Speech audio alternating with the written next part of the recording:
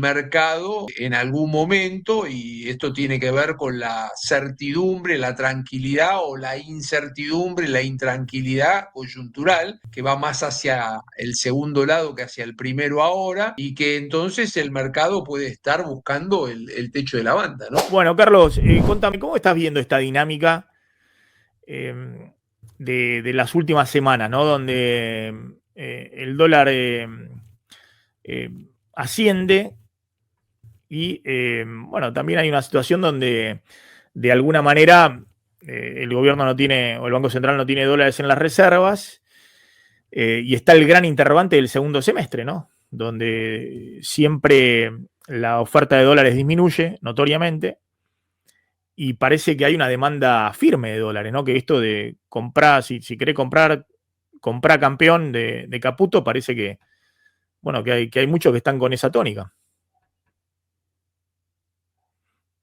Sí, es lo que vos decís. Básicamente,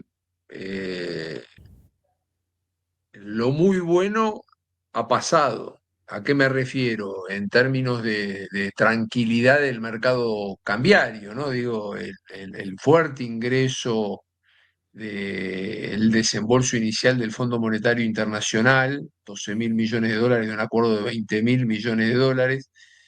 Los agrodólares están llegando a su fin, les queda 1 o 2 semanas más. Y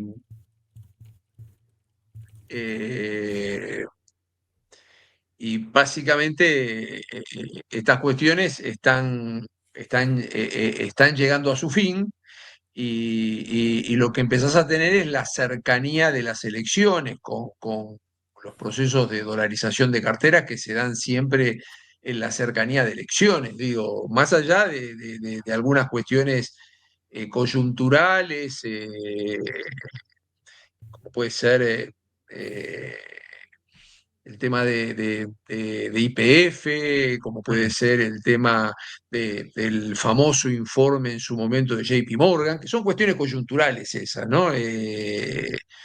Yo creo que básicamente vos tenías dos partes temporales, me refiero a hasta llegar a las elecciones. Una primera donde tenías una coyuntura muy favorable, un desembolso muy importante del Fondo Monetario Internacional, el desembolso inicial, donde tenías los agrodólares, Sí.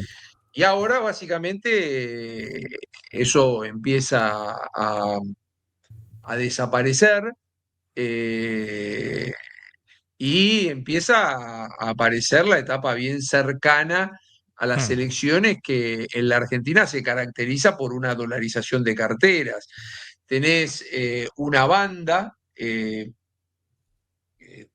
flotación ancha, muy amplia, eh, un banco central que no interviene en la banda, dentro de la banda. Sí. Sí, vimos que ha intervenido en futuros, no en Sí. spot, y también que algo ha comprado el Tesoro, pero el Banco Central no interviene. Entonces, esta no intervención vuelve probable que el mercado en algún momento, y esto tiene que ver con la certidumbre, la tranquilidad o la incertidumbre, la intranquilidad coyuntural, que va más hacia el segundo lado que hacia el primero ahora, y que entonces el mercado puede estar buscando el techo de la banda, ¿no? A ver, yo tengo una pregunta y te lo dejo, Martín. ¿Y vos crees que puede llegar el dólar al techo de la banda? Es un escenario, digo, que no es el escenario del gobierno. Yo creo que el escenario del gobierno es tener desinflación, es tener una tranquilidad del mercado de cambios, ya la búsqueda del piso de la banda de flotación es una utopía, pero sí tener lo más tranquilo posible la evolución del valor del dólar, es un escenario. El otro escenario, y que era un escenario, esto lo hemos hablado ya, Maxi, y desde la Fundación nosotros veíamos dos escenarios probables: uno el escenario del gobierno, desinflación, calma cambiaria, reactivación económica, y el otro escenario donde en algún momento, y fundamentalmente cuando se acercaban las elecciones, el mercado podía estar buscando el techo. Y de algún modo lo que estamos viendo es que hay cierta presión en el mercado de cambio y que básicamente está cómodamente el valor del dólar en el medio o algo por encima de la banda de flotación, ¿no? Sí, ahora discúlpame, en ese caso, si llega al techo de la banda, eh, ¿no sería un escenario complicado? Porque en el techo de la banda el Banco Central vende dólares y retira peso. ¿No es un escenario más recesivo? Digamos, un escenario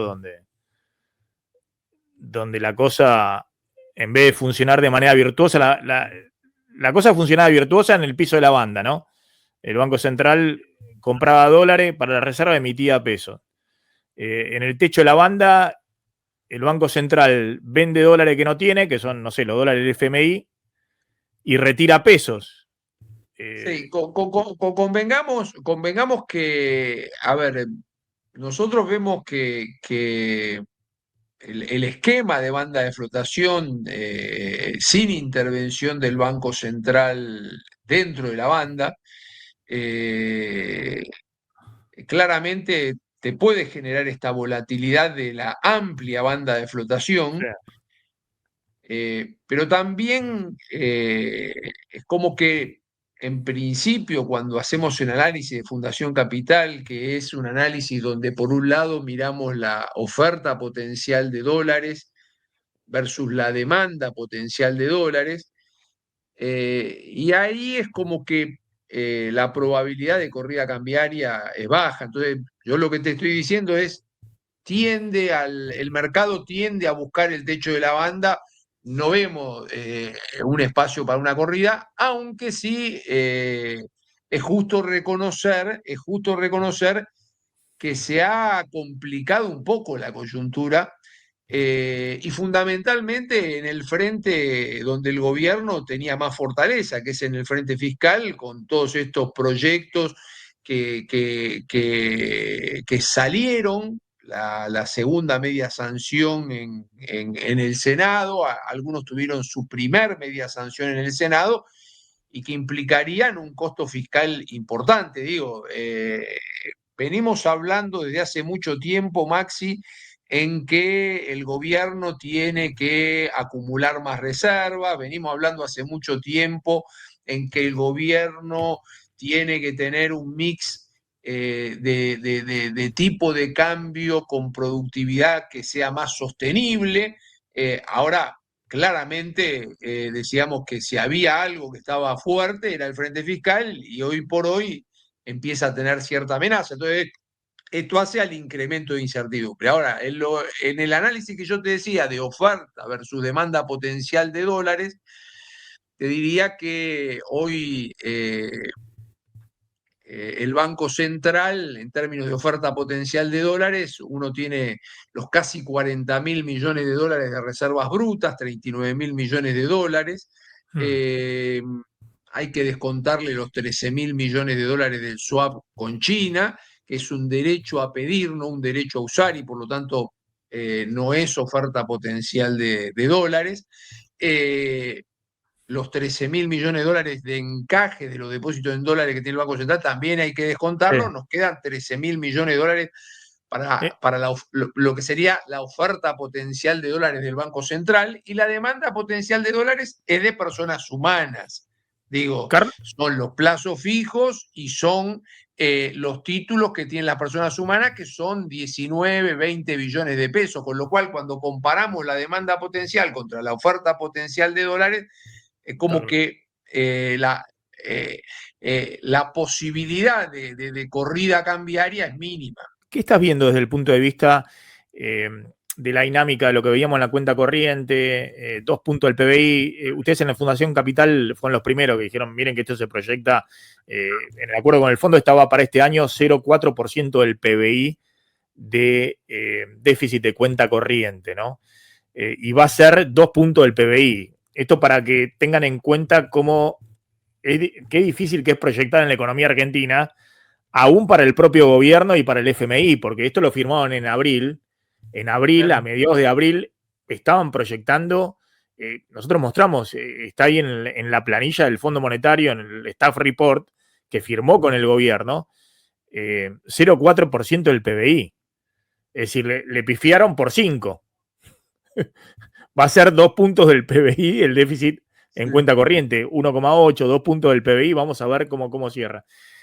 Que no es tan grave por nivel. Lo que de algún modo es inquietante Es la es la velocidad, intensidad del es la cambio. velocidad Claro, con que vos claro, pasaste de un superávit de cuenta corriente a un déficit tan rápido. exacto, Claro, exacto. alguien puede decir, bueno, pero mira, ahora el dólar está subiendo. Mientras esto no se traslade a precio y vos mejores el tipo de cambio real, es decir, mientras para los argentinos, para ponerlo de manera vulgar, como ha pasado en los últimos 2 meses, les resulte más caro ir a Brasil o más caro ir a Europa o a Miami, no solamente porque el dólar está subiendo y eso no se traslada a precios, sino porque el dólar está cayendo frente al real, está cayendo frente al peso Sí, mexicano, frente al sí. euro.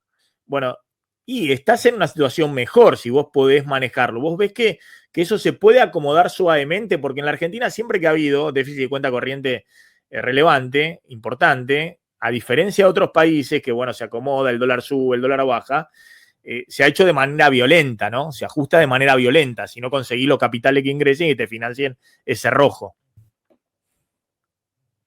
Yo creo que el sistema cambiario que tenés actualmente es propicio para evitar una salida traumática. El hecho de Es decir, haber vos decís, si hubiese librado. sido muy riesgoso esto con Crawling Peck. Claro, claro. Ese era un camino Esto de es. ida. Eso, el camino de ida podías terminar una crisis porque tenías que defender un tipo de cambio. Imagínense, hoy el dólar oficial, el mayorista, está subiendo casi 1%. Imagínense si el Banco Central sin reserva tenía que defender el tipo de cambio, porque el Banco Central hasta abril planteaba que el dólar tenía que ir 1% mensual. No podía dejar que le suba 1% en el día. Entonces, si hubiésemos estado con el crawling peg, hoy el Banco Central tendría que estar vendiendo en el spot dólares de cualquier lado, de, qué sé yo, de los encajes, lo que fuera, para defender ese tipo de cambio.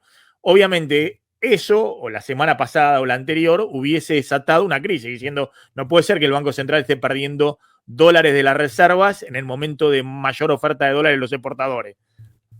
Pero al levantar ese crawling peg, vos decís, es otra la situación, hay otros amortiguadores. Exactamente. A ver, vos por un lado tuviste una liberación parcial del cepo, que no es llegar al destino deseado, pero es ir en el camino indicado. En realidad, lo deseado es tener una economía sin cepo, tener un mercado único y libre de cambios. Digo, vos hoy tenés un mercado de cambios, no es ni libre ni único.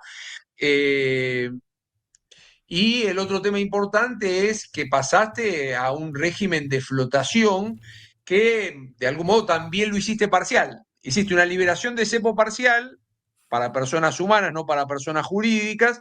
Hiciste una flotación parcial porque le metiste bandas que se van ampliando, porque arrancó con una banda del 40%, 1.400, piso y techo de la banda de flotación, y terminaría el año, si sigue este camino divergente de bajar el 1% el piso y subir el 1% mensual el techo, terminaría en 920, 1520 la banda, más del 60%, y de algún modo eso te permitiría que lo traumático sea bastante poco probable. Como te decía anteriormente, Maxi, te decía que el Banco Central, con los dólares que consiguió del Fondo Monetario Internacional y con una liberación parcial del cepo para personas humanas, cuando uno hacía el ejercicio de oferta versus demanda potencial de dólares,